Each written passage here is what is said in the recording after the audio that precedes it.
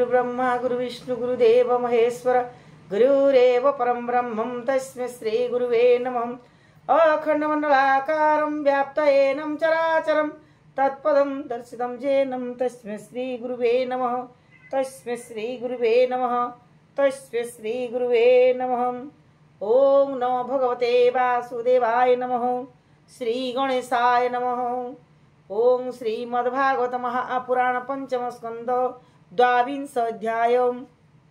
गोविंद गोविंद गोविंद पदुगळुछि मकरंद से मकरंद पान करी हेले तोरिले ब्रज नारी से ब्रज नारी कपयरे मन मरहु निरंतरे मन मरहु निरंतरे मो मन रहु निरंतरे मन मरहु निरंतरे मो मन निरंतरे रहु।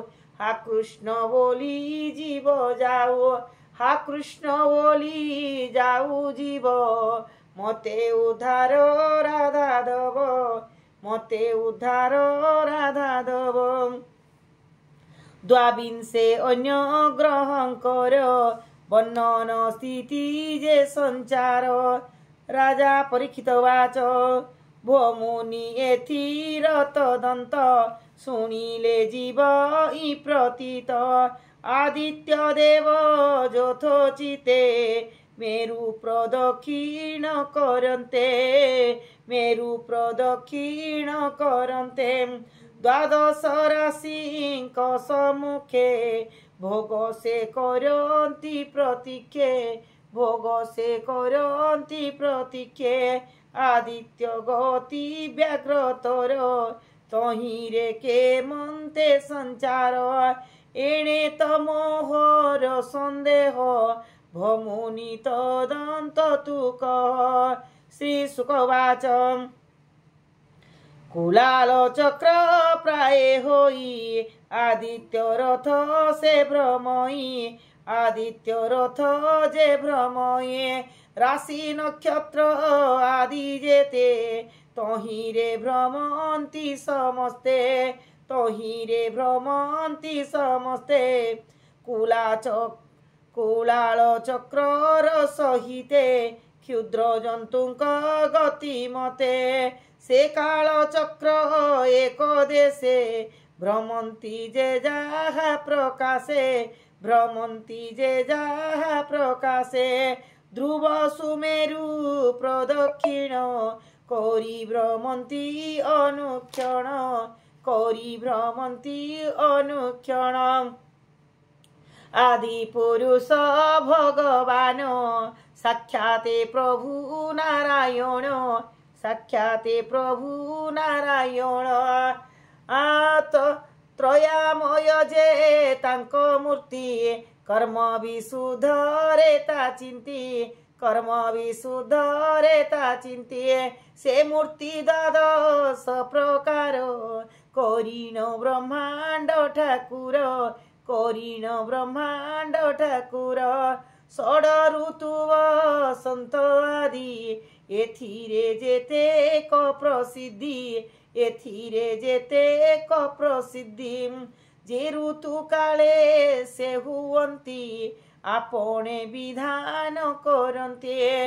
आश्रम गते नाना पथे नाना कर्म रे जोथोचिते। महापुरुष महाजने नाना जोगरे श्रद्धा मुने। जे तांको चरणे सेवन्ति सकल पापु से तरन्ति। परम कल्याण लोभन्ति अन्ते परम गति पान्ते। इमन्ते सुणानुपवर सुसे सूर्य आत्मा प्राणीकर। पृथिवी आकाश मध्यरे काल चक्र रे ए शून्य रे।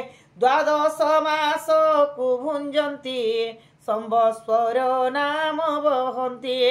ମାସ କେବେ ନିପକ୍ଷ କରି ଭୁଜନ୍ତି ଅହରାତ୍ର କରି ସେବେ ନିମାସେ ଏକ ଋତୁ ସମ୍ବତ୍ସରରେ ଷଡ଼ ଋତୁ ଯେ କାଳ ନର ଅର୍ଦ୍ଧ ଭାଗେ ରହନ୍ତି କାଳ ଚକ୍ର ଲାଗେ ତାକୁ ଅୟନ ବୋଲି କହି ଶୁଣ ରାଜନ ମନ ଦେଇ ଶୁଣ ରାଜନ ମନ ଦେଇ ଦ୍ୟାବା ପୃଥିବୀର ସହିତେ ନଭମଣ୍ଡଳକୁ ଯାବତେ ଋଷି ରବି ଭୁଞ୍ଜନ୍ତି ଯେତେ କାଳେ ସମ୍ବତ୍ସରଟି ବୋଲି ତାରେ ଏ ଅନନ୍ତରେ ହେ ରାଜନ ଚନ୍ଦ୍ରର ଏ ରୂପେ ଗମନ ଲକ୍ଷେ ଯୋଜନର ଅନ୍ତରେ ସୂର୍ଯ୍ୟର ଠାରୁ ସେ ବିହରେ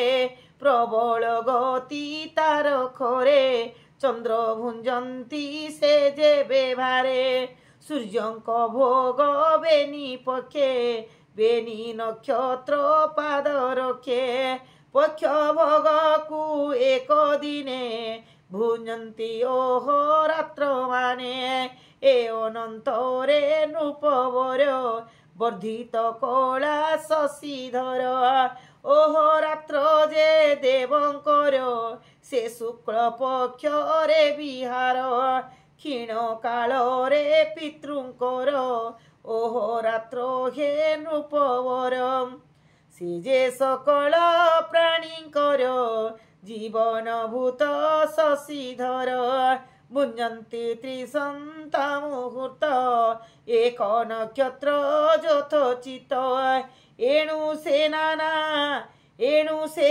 অনাদি পুরুষ ষোড়শ কলা সে বিশেষ অমৃত শরীরকু ধরি প্রাণীଙ୍କୁ অপ্যায়ন করে মনুষ্য পশু পক্ষী আদি সরীসৃপ বৃক্ষ প্রসিদ্ধি এহাଙ୍କ ହୃଦୟରେ ବସନ୍ତି ଏଣୁ ସେ ସର୍ବ ସୁଖ ଦିଅନ୍ତି ଏହାର ଊର୍ଦ୍ଧ୍ୱେ ହେ ରାଜନ ତୃତୀୟ ଲକ୍ଷ ଯେ ଯୋଜନା ଭ୍ରମନ୍ତି ନକ୍ଷତ୍ର ସକଳେ ଜଗତ ପିତାର କୌଶଳେ ଏସବୁ ନକ୍ଷତ୍ର ବିଖ୍ୟାତ ଅଭିଜିତ ତାରା ସହିତ ନକ୍ଷତ୍ର ଯେ ଅଷ୍ଟାବିଂଶନ୍ତି ମେରୁର ଦକ୍ଷିଣେ ବସନ୍ତି ଦ୍ୱିଲକ୍ଷ ତାହାର ଉପରେ